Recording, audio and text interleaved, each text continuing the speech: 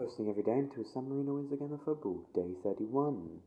And another day has been and gone without San Marino winning a game of football. And yes, not much again has gone on in that day since San Marino of day 30 and day 31.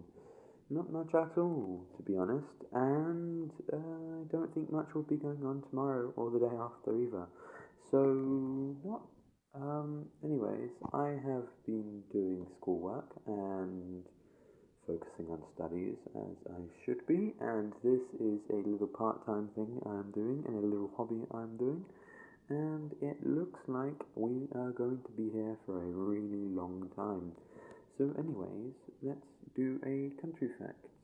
What country should we do?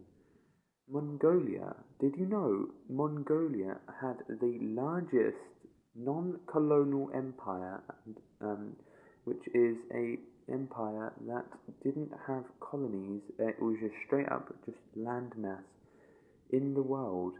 The Mongol Empire was the largest landmass empire, and it expanded, its size was all the way through Russia up till Ukraine, where Ukraine is today, and up until eastern China. That is absolutely ginormous. If you take a look at that on a map, that is huge.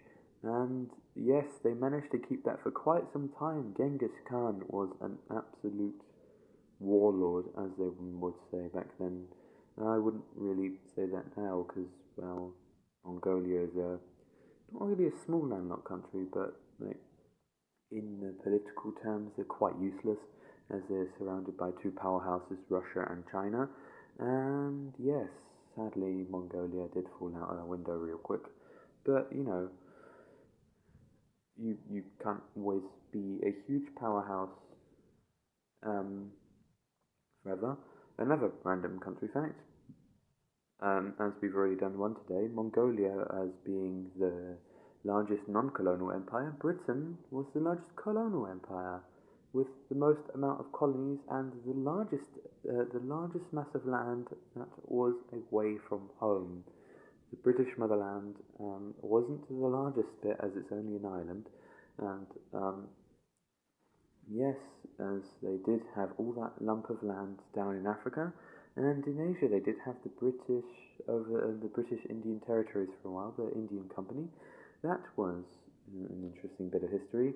But yes, like all history goes, you can't keep that land forever, and countries do become independent, and that's how history works. And now Britain is back to how it was. They do have some of their territories though. Britain still has Gibraltar and the Falklands, as they are British territories. But anyways, that is my post for today. You've learnt something new today, probably. Mongolians had an empire that was huge, and so did Britain at one point in history. Not anymore. I have the word sadly stuck in my head, but it wasn't a sad thing because these two empires were brutal, and they weren't sad at all. They weren't sad times. They were really sad times for the people that were suffering in these empires because if you want to have an empire, you have to go through war. But anyways,